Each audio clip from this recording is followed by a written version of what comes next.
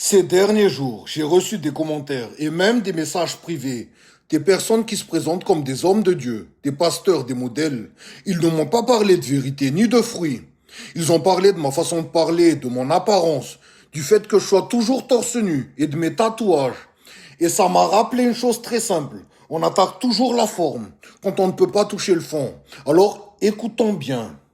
Tu ne peux pas prêcher une vie que tu n'incarnes pas. Tu ne peux pas parler de Dieu, de vérité, de mission, si ta propre vie ne témoigne pas de respect. La vie que Dieu veut pour toi, tu dois la mériter, pas par la parole, par la cohérence. Beaucoup utilisent la spiritualité pour fuir. Ils appellent ça de la foi. En réalité, c'est une cachette.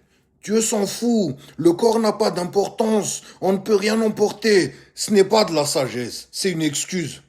La vraie spiritualité demande du courage. Elle t'oblige à regarder ce que tu sais déjà. Tes faiblesses connues, tes compromis répétés, tes habitudes qui te tirent vers le bas pendant que tu parles de lumière.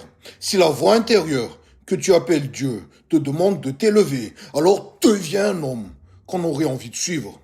Pose-toi une question simple. Si ton corps était plus fort, plus sain, plus discipliné, ta vie serait meilleure ou pire? Tu connais la réponse. Quand tu manges mal, quand tu bois, quand tu vis dans le divertissement, tu le sens dans ton corps, dans ton regard, dans ton énergie. Tu te respectes moins et le monde te respecte moins. Alors pourquoi applaudit-on ceux qui entretiennent ça? Et pourquoi attaque-t-on celui qui pousse à se lever, à s'entraîner, à reprendre le contrôle? Parce que l'exigence dérange. Elle oblige à se regarder en face. Beaucoup ne sont pas addicts aux drogues ou à l'alcool. Ils sont addicts au confort, au fait de ne pas affronter la vérité, au fait de rester moyen sans jamais se remettre en question. Et quand quelqu'un arrive et dit « tu peux faire mieux, tu dois faire mieux, ta vie dépend de tes standards », alors on essaie de le décrédibiliser. Pas parce qu'il a tort, mais parce qu'il rappelle ce que tu refuses d'assumer. Un homme qui s'aime vraiment ne s'empoisonne pas volontairement. Un homme qui se respecte ne néglige pas son corps, sa mission, son foyer. Parce que voilà la vérité. Tu ne peux pas donner à l'extérieur ce que tu n'as pas cultivé à l'intérieur.